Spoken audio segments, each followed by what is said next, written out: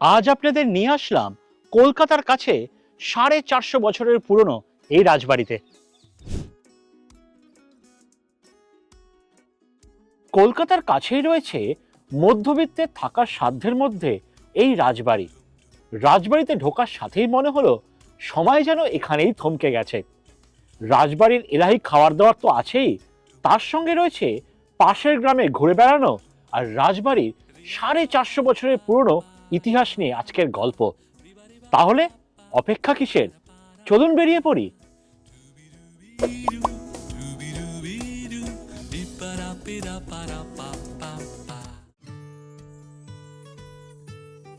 আরো এক শীতের সকাল, গাড়ি নিয়ে বেরিয়ে পড়লাম আরো এক নতুন জায়গার সন্ধানে। আজ যাচ্ছি দীঘার কাছে পাচেতগড় রাজবাড়ি। কলকাতা থেকে 180 কিলোমিটার দূরত্ব, গাড়িতে সময় লাগবে 4 থেকে 5 ঘন্টা। তবে জানেন তো কি, বেশ এক্সাইটেড লাগছে, কারণ আপনাদের এক হেরিটেজ প্রপার্টির সন্ধান দেব। কলকাতা থেকে দীঘা যাওয়ার রুট তো আপনারা সবাই জানেন। আমরা কোলাঘাট, নন্দকুমার আর হেরিয়া হয়ে পৌঁছে যাব পাচেতগড়। তবে অন দ্য ওয়ে কোনো এক ধাবা দেখে দাঁড়িয়ে পড়তে হবে ব্রেকফাস্টটা সেরে ফেলার জন্য। এই রুটে শের বেঙ্গল হোটেল বেশ পপুলার ধাবা, আর এখানে ট্রাই করব আলুর পরোটা। আলুর পরোটা যদিও সব ধাবায় খুব কমন, তবে এখানকার আলুর পরোটা একটু বেশি স্পেশাল। এই ধাবায় আসলে বাটার তন্দুরি আলুর পরোটা অর্ডার করবেন। এমনি আলুর পরোটাও আছে, তবে বাটার তন্দুরি আলুর পরোটার উপরে যে বাটারটা দেয় না, ওটা দিয়ে খেতে দারুণ লাগে। আর আলুর পরোটা খেতে হবে সঙ্গে দেওয়া ছোলার সঙ্গে।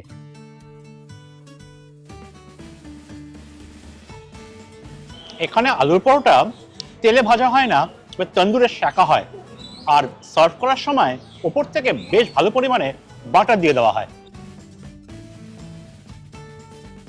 এইখানে আলুর পরোটার ভেতরে পুর একদম ঠাসা, আলুর পুর দেওয়া মশলা, তার মধ্যে কাজু বাদাম আছে। আগে আমি কোথাও আলুর পরোটার ভেতরে কাজু বাদাম পাইনি, তাই জন্য আমার এখানকার আলুর পরোটা বেশি ভালো লাগে। গত কিছুদিনে ওয়েস্ট বেঙ্গলে বেশ জাঁকিয়ে ঠান্ডা পড়েছে, আর এরকম ঠান্ডায় এরকম গরম গরম চা, তাও মাটির ভাঁড়ে সার্ভ করে, দু হাত দিয়ে ধরে এরকম করে খেতে না দারুণ লাগে। আহ, চাটা সুপারব বানিয়েছে। ঘন দুধের চা অনেকক্ষণ ধরে ফোটানো হয়েছে। চায়ের ফ্লেভারটা দুর্ধর্ষ, যেহেতু মাটির ভাঁড়ে সার্ভ করেছে, আর দি ফ্লেভারটা চায়ের ফ্লেভারে একটা অন্য মাত্রা অ্যাড করেছে। আরেকটা জিনিস, আমরা যদি এরকম ওপেন এয়ারে বসেছি, আপনি চাইলে কিন্তু ভেতরেও বসতে পারেন। তাছাড়া একটা ফ্যামিলি ডাইনিং এর সেকশনও আছে।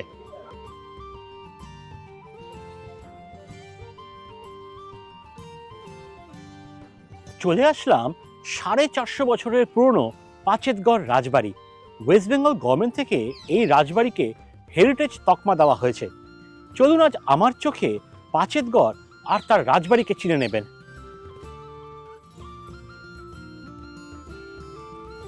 রাজবাড়িতে ঢোকার সাথেই সামনে একটা বিশাল দালান দেখতে পাবেন, আর এই দালানেই এককালে বসতো রাজপরিবারের দিওয়ানে আম আর দিওয়ানে খাস, মানে এখানে দরবার বসতো, আর আইন শৃঙ্খলা বজায় রাখার জন্য দোষীদের সাব্যস্ত করা হতো।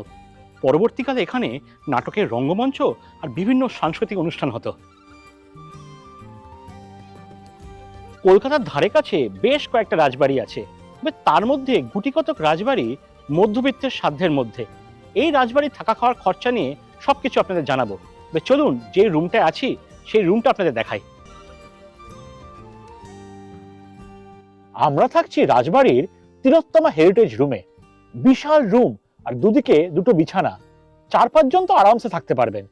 রুমের উঁচু সিলিং, লোহার কড়িবর্গা, বড় বড় বেশ কয়েকটা জানলা, সঙ্গে হেরিটেজ আসবাবপত্র, আর রুমের লাগোয়া লম্বা বারান্দা, যার একদিকে ডাইনিং টেবিল আর অন্যদিকে প্রাইভেট টয়লেট।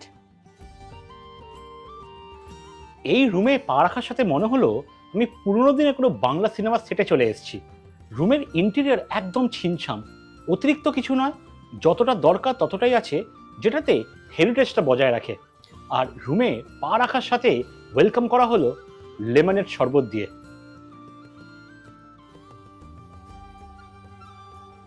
আহ, পুরোনো দিনে যখন লেবুর শরবত দিয়ে অতিথিকে আপ্যায়ন করা হতো, এক্স্যাক্টলি সেম। টেবিলে লাঞ্চ করতে এসে দেখি এলাহি আয়োজন, কাঁসার বাসনে বিভিন্ন পদ একদম সুন্দর করে সাজানো। প্রথমে গরম ভাতের সাথে মুগ ডাল দিয়ে শুরু করছি।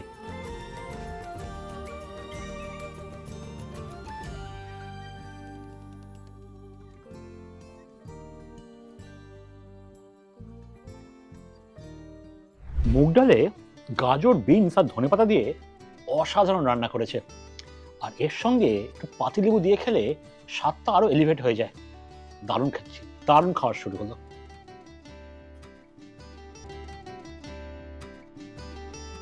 এইবার ঝুরি আলু ভাজাটা ট্রাই করে দেখি।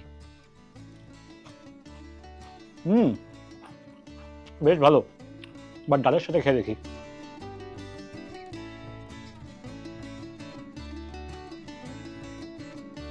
থালাতে ঝুরি আলু ভাজার সাথে বেগুন ভাজাও আছে। বেগুন ভাজা আমাকে ডাল আর ভাতের সঙ্গে ট্রাই করতেই হবে।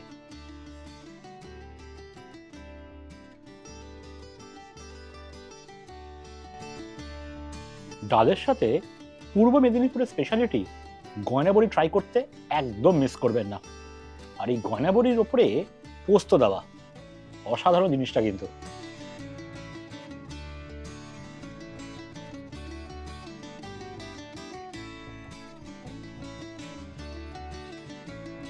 পরবর্তী পদ হচ্ছে আলু পালং শাকের তরকারি। বাহ, সেটা দারুণ করেছে এটা।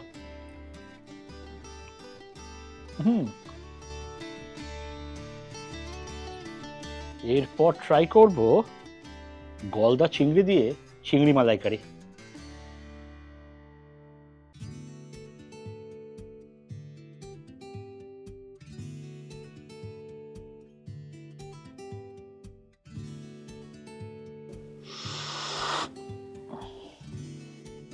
চিংড়ি মালাইকারিটা দারুণ করেছে, আর চিংড়ি একদম ফ্রেশ আর নরম, মানে ওভারকুক তো করেইনি। অসাধারণ রান্না, মানে এখনো পর্যন্ত প্রত্যেকটা খাবার খেয়েছি অসাধারণ।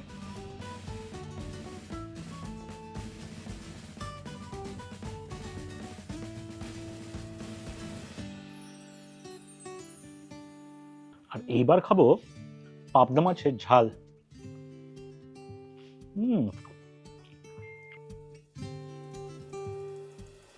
যেটা আগেই বলেছিলাম, আবার বলছি, দারুণ রান্না। আর মাছ একদম ফ্রেশ। এখানে মানে বাসি খাবার থাকার কোনো চান্সই নেই। ফ্রেশ সকালের রান্না হয় আর সঙ্গে সঙ্গে গেস্টকে সার্ভ করা হয়। দারুণ, মানে এটাই তো দরকার, একদম অথেন্টিক হেরিটেজ ওয়েতে বাঙালি ভোজন।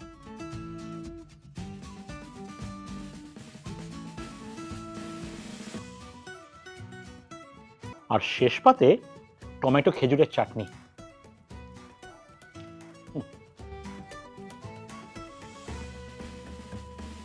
আর একদম শেষ পদ হচ্ছে রসগোল্লা আর মিষ্টি দই।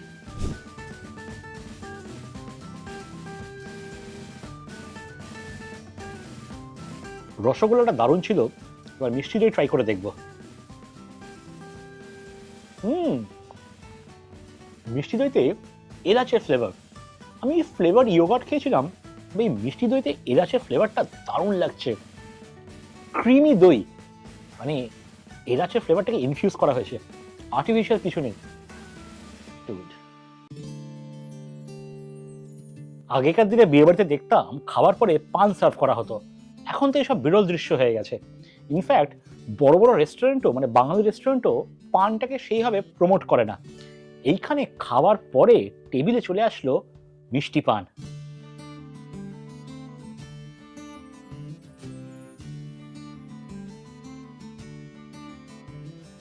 এই রুমের সঙ্গে অ্যাটাচড কিচেনও আছে। মানে কনসেপ্টটা হচ্ছে, আপনি 4-5 জন মিলে 2-3 দিন থাকলেন, নিজেরাই রান্না করলেন, এখানে মজা করলেন, এনজয় করলেন, ছোটখাটো পিকনিকও করলেন। আমার কিন্তু কনসেপ্টটা দুর্ধর্ষ লাগলো। আমি এখন পাচেতগড় রাজবাড়ির ছাদে ঘুরে বেড়াচ্ছি। ছাদ থেকেও রাজবাড়ির বিভিন্ন অংশকে আপনি ডিফারেন্ট পার্সপেক্টিভে দেখতে পাবেন। ফর এক্সাম্পল, এদিকটা রয়েছে দিওয়ানে খাস, এদিকে রয়েছে দিওয়ানে আম, আর আমার সামনে রয়েছে রাজবাড়ির মন্দির। এই রাজবাড়িতে এখনো 5th জেনারেশনরা থাকেন। চলুন আপনাদের সাথে 5ম প্রজন্মের একজনের আলাপ করে দিই। উনি আমাদের জন্য মন্দির দালানে অপেক্ষা করছেন, আর ওনার থেকে জেনে নেব পাচেতগড় আর পাচেতগড় রাজবাড়ি নিয়ে আরো ইন্টারেস্টিং গল্প।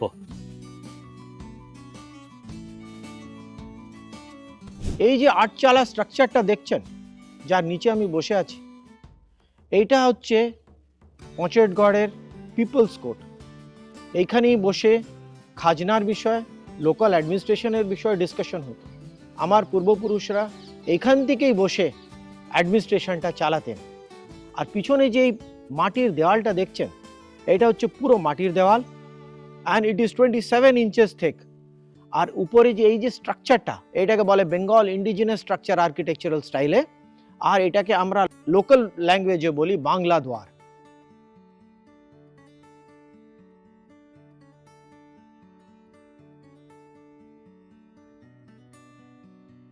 পিছনে যে মন্দিরটা দেখছেন, এটা হচ্ছে আমাদের শ্রী শ্রী কিশোরাইজিউর মন্দির। এটা example Odisha architecture, Kalinga architecture, রথদ্বালা মন্দির আর্কিটেকচার। কিশোরাইজিউ আমার ইষ্ট দেবতা, আর ইনি হচ্ছেন আমার মেন দেবতা। এখন এই মন্দিরের ভিতরে আপনি কিশোরাইজিউ বিরাজমান, ইনার সঙ্গে আরো অনেক দেবতারা, আমার লক্ষ্মী, পরিবারের লক্ষ্মী, ইনিও বিরাজমান। একটা ইন্টারেস্টিং ফ্যাক্ট আপনাদের সঙ্গে শেয়ার করি। এই রাজবাড়িতে কিশোরাইজিউ মন্দিরের বাইরে এরকম কণিকা ভোগ সার্ভ করা হয়। প্রত্যেক প্রহরে একবার করে এরকম ভোগ নিবেদন করা হয়, মানে দিনে 4টে প্রহর। পিছনে যে মন্দিরটা দেখছেন, এটা পচেটগড়ের ঝুলন মন্দির। এই ঝুলন মন্দির is an example of the হারকা স্টাইল অফ আর্কিটেকচার। হারকা স্টাইল সিগনিফাই করে বিল্ডিং যেখানে যার ছাদ হচ্ছে একটা ইনভার্টেড বোর্ড। এই মন্দিরেই আমাদের দুর্গাপুজো হয়।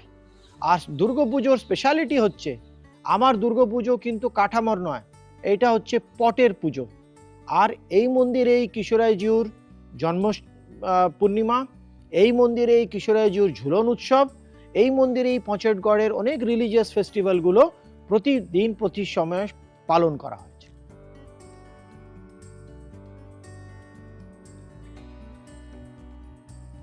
চলে আসলাম রাজপরিবারের রাজ দরবারে। সময়ের সঙ্গে এই রাজ দরবার সঙ্গীত পীঠস্থানে পরিবর্তন হয়েছে। আমি এখন বসে আছি পচেটগড়ের আর্থসওয়াইল রয়্যাল কোর্টে, যেখানে রয়্যালটি আর পচেটগড়ের পলিসি ডিসিশনস আর পচেটগড়ের রয়্যাল হসপিটালিটি এই ঘরেই করা হতো। আমরা অ্যাওয়্যার যে এইটাই হচ্ছে রয়্যাল কোর্ট।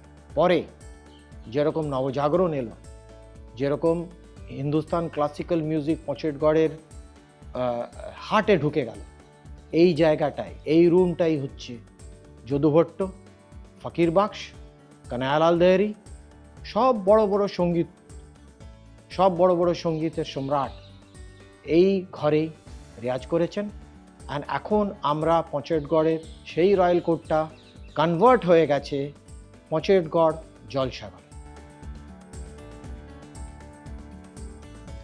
আমি এখন পাচেতগড় রাজবাড়ির ছাদে, আর এইখান থেকে দাঁড়িয়ে এক অসাধারণ সানসেটের সাক্ষী হচ্ছি। মন্দিরের পেছনে সুন্দর একটা সানসেটের দৃশ্য দেখতে পাচ্ছি।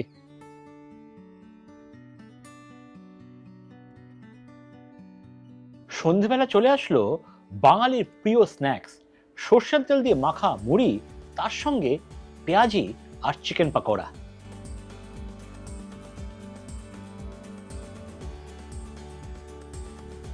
মুড়িতে পেঁয়াজ, কাঁচা লঙ্কা, শসা আর গাজর দিয়ে মাখা হয়েছে। তার মধ্যে সর্ষের তেলের ঝাঁসটা তো পাচ্ছি, তার সঙ্গে কাঁচা লঙ্কার ঝালটা দারুণ লাগছে।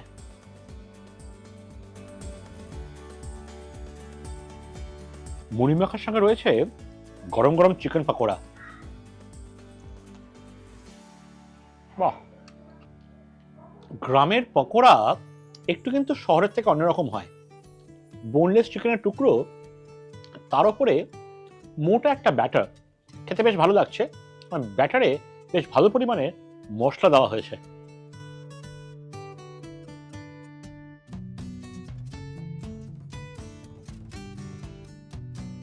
আর তার সঙ্গে রয়েছে এরকম পেঁয়াজি। এত ছোট পেঁয়াজি আগে কোনোদিন দেখিনি, হয়তো গ্রামে এরকমই হয়, কিন্তু আমি যতদূর জানি পেঁয়াজ আরো বড় হয়, বাট এটা বেশ ভালো লাগছে, ছোট ছোট বাইট সাইজ।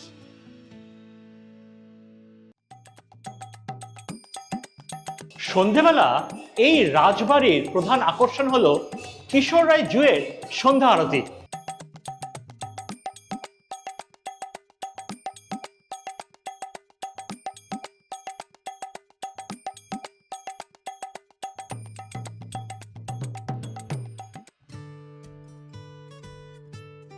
আজকের ডিনার একদম হালকা রেখেছি। হাতে করা রুটি, সঙ্গে চিকেন কারি আর আলু ফুলকপির তরকারি।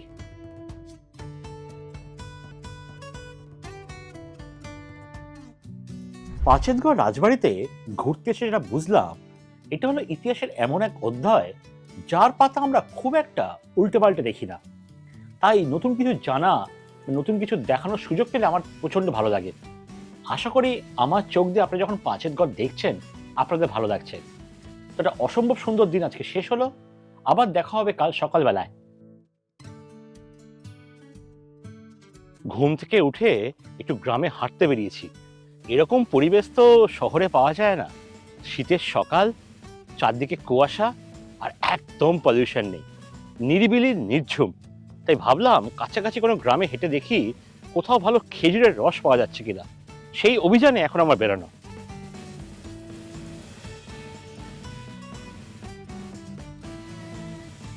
আমি এখন রাজবাড়ি থেকে কিছুটা দূরে একটা গ্রামে এসেছি খেজুর রস খেতে। যদি খেজুর রস খেতে হয় আপনাকে শীতকালে সকাল সকাল আসতে হবে, এই ধরুন 6:30 থেকে 7টার মধ্যে, কারণ তারপরে কি হয়, এখানে গুড় বানানো শুরু হয়ে যায়।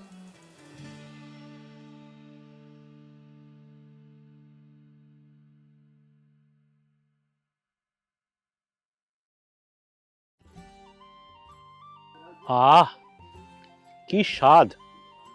মিষ্টি, তার মধ্যে আর্দি ফ্লেভার, যেটা ওই মাটির হাঁড়িতে রস জমানোর জন্য যেটা আসে, এই স্বাদের জন্যই তো সারা বছর অপেক্ষা করতে হয়। What a flavour! আপনারা যখন এরকম খেজুর রস খাবেন মনে রাখবেন খেজুর রসের দু রকমের ক্যাটাগরি হয়। যেটা আমার হাতে আছে এটা হচ্ছে জিরান কাঠ। জিরান কাঠ হচ্ছে গাছ কেটে একবার রস বার করে তারপর গাছকে 5-6 দিন রেস্ট দেওয়া হয়। রেস্ট দেওয়ার পরে আবার যখন রস বার করা হয় সেই রসের রং এরকম লালচে হয় আর এর টেস্ট খুব ভালো হয়। এছাড়া হয় সেকেন্ড কাঠ, যেটাতে এভরি অল্টারনেট ডে গাছ কেটে রস বার করা হয়।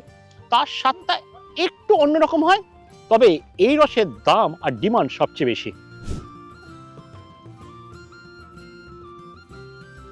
Two good.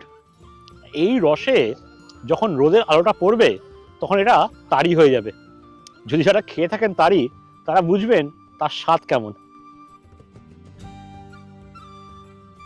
সূর্য ওঠার আগে একদম ভোরবেলা গাছ থেকে খেজুর রস নামিয়ে ফেলা হয়। তারপর দিন বাড়ার আগেই, মানে রোদ ওঠার আগেই, সেই রস দিয়ে গুড় বানানোর পদ্ধতি শুরু হয়ে যায়। খেজুর রসকে প্রথম স্টেজে ছেঁকে নিয়ে বড় অ্যালুমিনিয়ামের ডেচকিতে ঢালা হলো। রস জাল দেওয়ার সাথেই প্রচুর ফেনার সৃষ্টি হয়, আর ফেনার সঙ্গে ভেসে ওঠে দূষিত পদার্থ, যেগুলোকে ছেঁকে ফেলে দেওয়া হয়। রস কিছুক্ষণ জাল দেওয়ার পরেই রং পরিবর্তনে গুড় তৈরি হওয়া শুরু হয়েছে। প্রথম স্টেজে ঝোলা গুড় আর পরের স্টেজে পাটালি গুড় তৈরি হয়। খেজুর রস পাওয়া যায় নভেম্বর থেকে ফেব্রুয়ারি মাসের মধ্যে। সেই সময় এই গ্রামে এখানে খেজুর রস দিয়ে গুড় বানানো হয়। তবে কি হয়েছে, গ্লোবাল ওয়ার্মিং এর জন্য শীত তো এখন এতদিন থাকে না। ওই নভেম্বর থেকে জানুয়ারির মধ্যে আসলে আপনি খেজুর রস খেতে পারবেন। খেজুর রস খেয়ে রাজবাড়িতে ফিরে এসে দেখি আমাদের জন্য গরম গরম ব্রেকফাস্ট রেডি। ব্রেকফাস্টে রয়েছে লুচি, আলুর সাদা তরকারি আর অমলেট।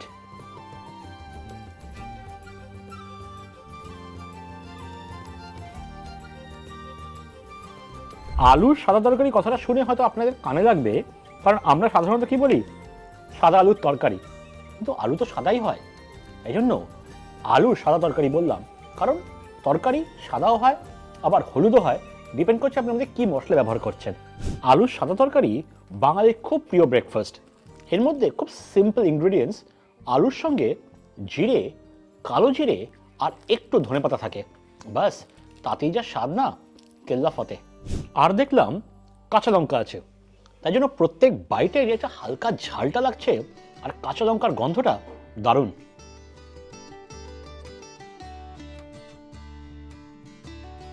ব্রেকফাস্টে আছে পেঁয়াজ লঙ্কা দিয়ে অমলেট, বাঙালিরা যাকে বলি মামলেট।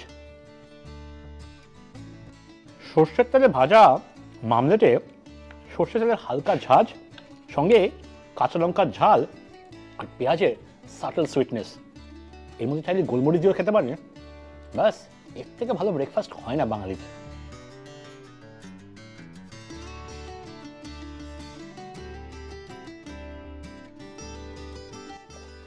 আহ, গরম গরম আদা চা দিয়ে ব্রেকফাস্ট শেষ করছি। এবার চলুন আপনাদের রাজবাড়ির বাকি কিছু অংশ ঘুরিয়ে দেখায়। আমি এখন দাঁড়িয়ে পচেতগড়ের রাস মঞ্চের সামনে। রাস পূর্ণিমার সময় এখানে 4 দিন ধরে রাস উৎসব চলে, আর রাস উৎসবের পরে 10 দিন ধরে চলে এখানকার সবচেয়ে বড় রাস মেলা, যা পূর্ব মেদিনীপুরের সবচেয়ে বড় রাস উৎসব।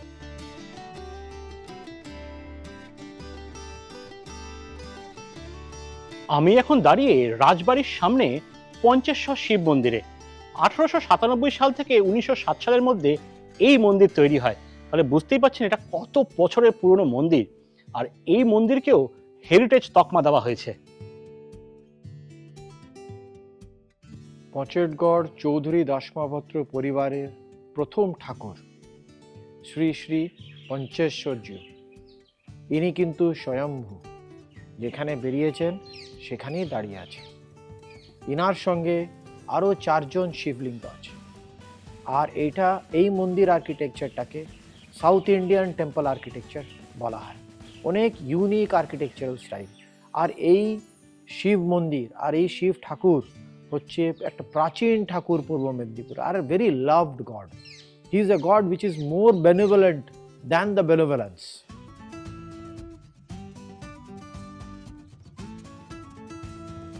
আপনারা যে ঠাকুরের সামনে দাঁড়িয়ে আছেন উনি হচ্ছেন শ্রী শ্রী নারায়ণজি, পচেটগড়ের অনেক ফেমাস ঠাকুর।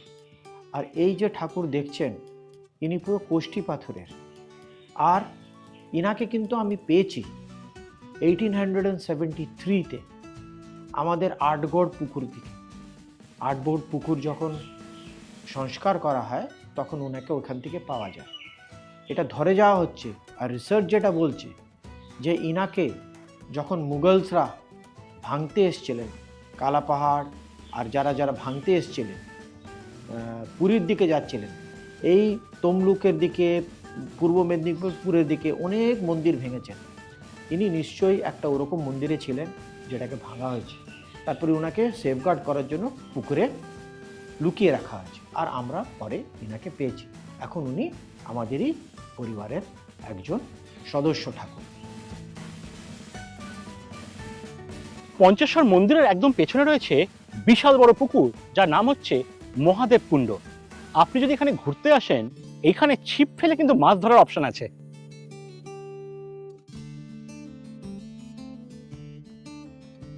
পাচেতগড় রাজবাড়ি আসার জন্য ট্রেনে করে আপনি কাঁথি স্টেশন নামতে পারেন, সেখান থেকে গাড়ি ভাড়া করে আপনি পাচেতগড় রাজবাড়ি পৌঁছে যাবেন।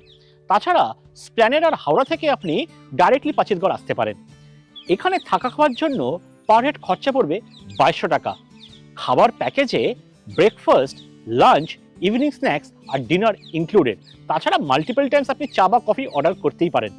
আর যদি 6 জন থাকেন বা 6 জনের বেশি থাকেন, 950 টাকা পার হেড খরচা দিয়ে আপনি এখানে ডে আউটিংও করতে পারেন।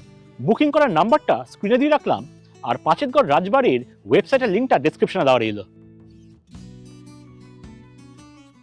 এইবার বলুন কেমন লাগলো আজকের ভ্লগ। ভালো লাগলে লাইক আর শেয়ার করতে ভুলবেন না। ট্রাভেল আর ফুড মিলিয়ে কি ধরনের কন্টেন্ট দেখতে চান একটু কমেন্ট সেকশনে জানাবেন। তবে তার আগে চ্যানেলটাকে সাবস্ক্রাইব করে দেবেন আর নোটিফিকেশন বাটনটাকে প্রেস করে দেবেন। তাহলে কি হবে, ভবিষ্যতে যখনই আমি কোনো নতুন ব্লগ আপলোড করব আপনাদের কাছে সবচেয়ে প্রথমে খবর পৌঁছে যাবে। আর এইভাবেই চ্যানেলকে সাপোর্ট করতে থাকুন। তাহলে আসি আজ, দেখা হচ্ছে পরবর্তী এপিসোডে। ততদিন ভালো থাকবেন, সুস্থ থাকবেন। টাটা।